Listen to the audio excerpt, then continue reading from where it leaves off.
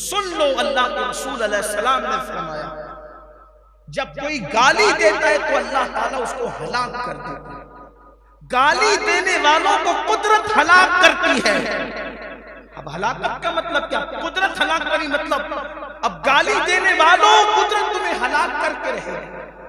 قدرت تمہیں ہلاک کرے گی, تم ہلاک ہو کر کے رہو گے. اب کیسے ہلاک ہوگے؟ کبھی بارش نہیں دے کے قحط میں مبتلا کر کے ہلاک کرے گا, اور کبھی بارش دے گا تو اتنی دے گا کہ سیلاب لا کر کے ہلاک کرے گا.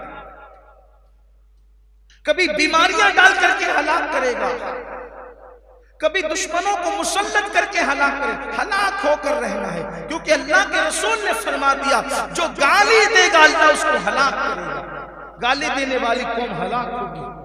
ہم گالی سے توبہ کریں, اللہ کی بارگاہ میں معافی طلب کریں. آج سے پہلے جس نے گالی دی وہ توبہ کریں.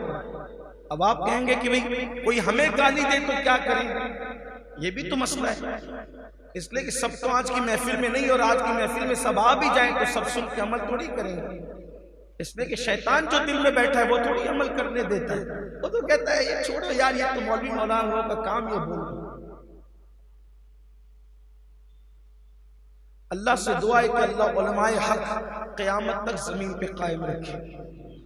جب تک یہ چیخنے اور بولنے والے رہیں گے ہماری نیا کبھی نہیں ڈوبے گی. اللہ ہماری قوم میں حق بولنے والوں کو رکھے, اور اللہ جب تک جسم میں جان دے ہمیں بھی حق بولنے کی توفیق دے. اگر ہمیں کوئی گالی دے تو کیا کریں گے؟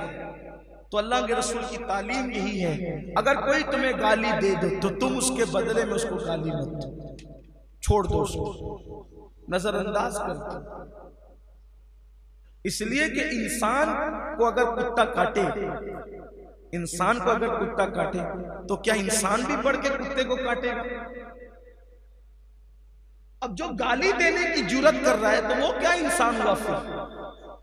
اس کو انسان ہونا کب, اس کے اندر انسانیت ہوتی تو وہ گالی کیوں دیتا؟ اس کو چھوڑ دو, پھر اس کے حال پہ چھوڑ دو, اسے اب گالی نہ دو, منہ پھیر لو اس سے. ویسے بھی قرآن کہتا ہے وَإِذَا خَاطَبَهُمُ الْجَاهِلُونَ قَالُوا سَلَامًا.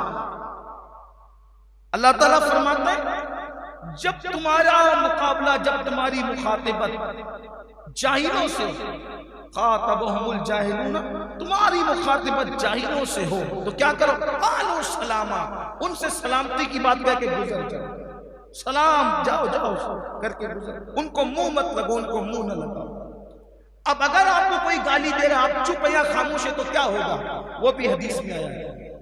اللہ کے رسول علیہ السلام کے صحابی سیدنا صدیق اکبر بڑے نرم دل آدمی تھے, بڑے بااخلاق. ان کی فضیلت تو بیان ہو ہی نہیں سکتی. یہ ایسے تھے. حضور محدث اعظم کے چھوچوی رحمت اللہ علیہ نے ان کی فضیلت اس شان سے بیان کی, کہتے ہیں مرتبہ حضرت صدیق کا یہ ہے سید, ہر فضیلت کے وہ جامع ہیں نبوت کے سر. وہ صرف نبی نہیں تھے بس, باقی اللہ تعالیٰ نے سارے اوصاف ان کو عطا کیے. بڑی شان والے بزرگ تھے. حضور کی ان کی تربیت کی تھی. جب کوئی نہیں رہتا تھا تو بھی یہ حضور کی بارگاہ میں رہتے تھے. آقا نے ان کو اوصاف قرآن پلا دیے تھے, اسرار قرآن پلا دیے تھے, رموز قرآن پلا دیے تھے. گویا کہ ان کی پوری زندگی کو قرآن کے سانچے میں ڈال دیا. اوروں کی بھی, لیکن ان کی خاص بات تھی. میرے نبی کا ہر صحابی شان والا ہے تو ہر ایک کی خصوصیت جدا جدا ہے. اور صدیق اکبر بیٹھے ہوئے, حضور بھی تشریف فرمائے, کسی نے حضرت ابوبکر صدیق کو گالی دی اس محفل میں. یعنی بعض لوگ اتنے بھی جرأت مند ہوتے تھے کہ اب وہی گالی کا مطلب وہی جو میں پہلے بول چکا ہوں, یعنی کہ تو ایسا ہے ویسا, یعنی گالی کی تعریف متعین کر دیتے ہیں اس کو سمجھانے کے لیے. کسی بندے کو اس کے منصب سے گرا کر کہنا یہ گالی ہے. اب سمجھ گئے گالی, ساری وعیدیں اسی گالی پر ہیں. اب جو ہم دے رہے ہیں وہ بہت گندی ہے, لیکن گالی مطلب کیا؟ کسی بندے کو اس کے منصب سے گرا کر بولنا گالی. مطلب عالم کو کہنا او جاہل, ٹھیک, عالم کو اپنے کہا او جاہل گالی. نیک کو کہا او بدکار گالی. نیک انسان کو کہا او ریاکار، گالی ہے نا، یعنی اس کے منصب سے آپ نے ہٹایا اس کو. اسی طریقے سے کسی شریف آدمی کو کہا او بدماش، گالی ہے. کسی عقل مند کو کہا او بے وقوف، گالی ہے. اب سمجھ میں آ گئی گالی؟ یعنی گالی کسی ایک لفظ کا نام نہیں. انسان کو کہہ دیا او کتے، گالی ہے. بلکہ کسی انسان کو کہہ دیا او پلے، پلہ تو کتے کے بچے کو کہتے ہیں، یہ بھی گالی ہے. یہ سب ہے گالیاں. آسان زبان میں کسی کو اس کے منصب سے، اب انسان کو کتا کہا تو ہو گئی گالی، اور کتے کو کتا کہا تو گالی نہیں، کیونکہ اس کا منصب ہی وہی ہو. انسان کو کہا پلہ تو گالی ہے، لیکن کتے کے پلے کا پلہ تو کوئی گالی نہیں ہے. بات سمجھ میں ہی نا گالی کیسے کہتے ہیں؟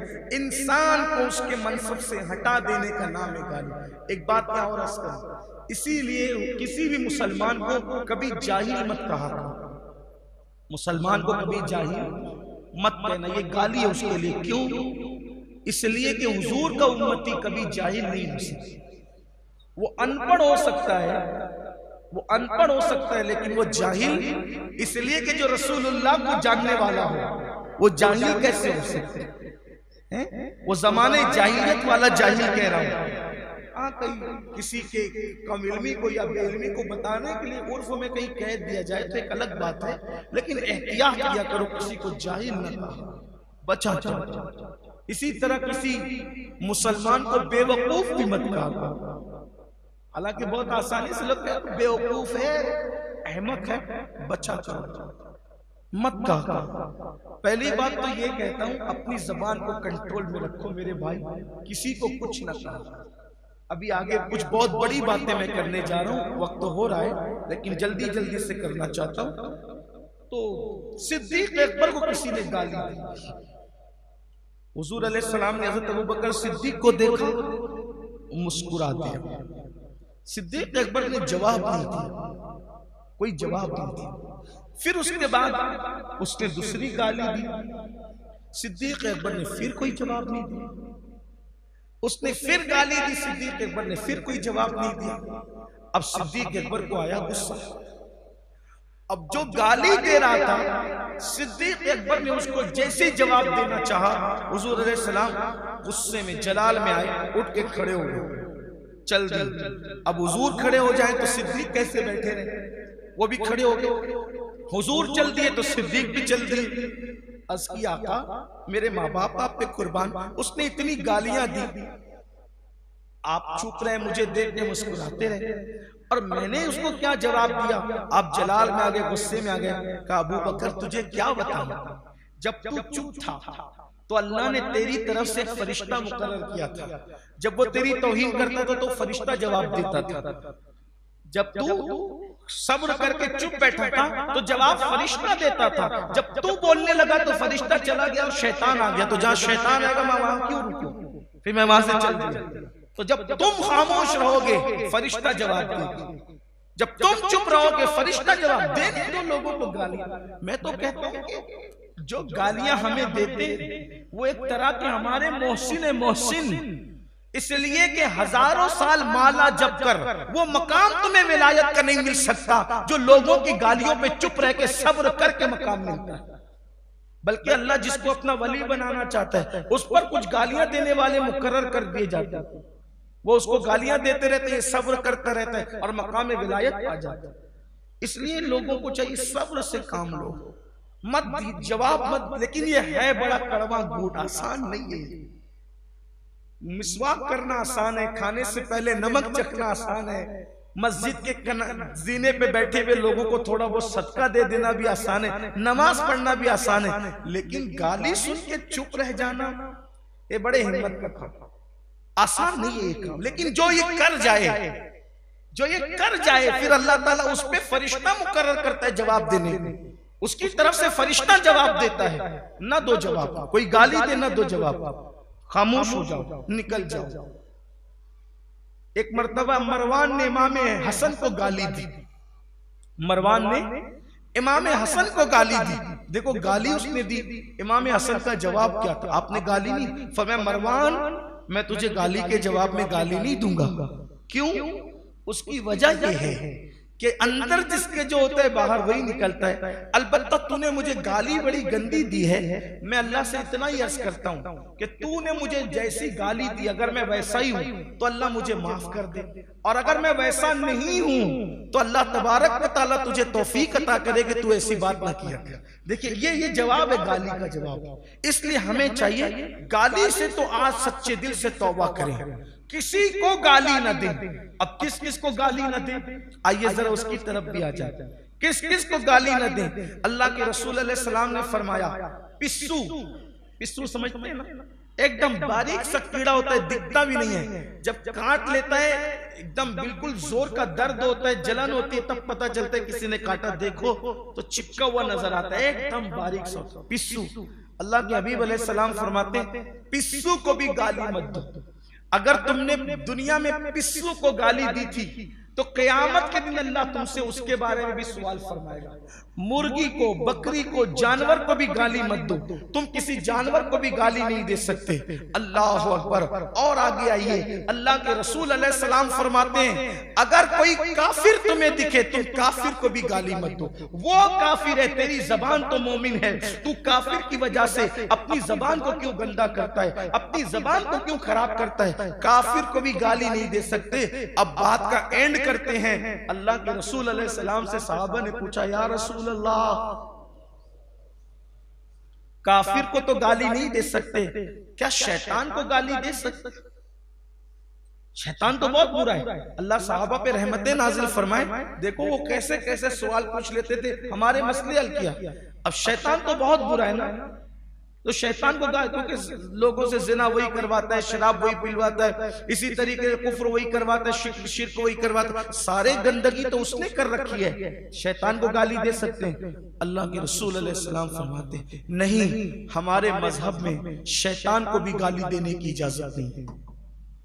مذہب اسلام شیطان کو بھی. اب بتاؤ مجھے مسلمانوں، تھوڑا سا اس حدیث پہ غور کرو. جو مذہب شیطان کو گالی دینے سے منع کرتا ہو، جو مذہب شیطان کو گالی دینے سے روکتا ہو، اس مذہب کے اندر ماں بہن کی گالیاں، بیٹیوں کی گالیاں، اس کی اجازت کیسے ہو سکتی ہے؟ اس لیے اپنے اعمال سے اللہ کی بارگاہ میں توبہ کریں.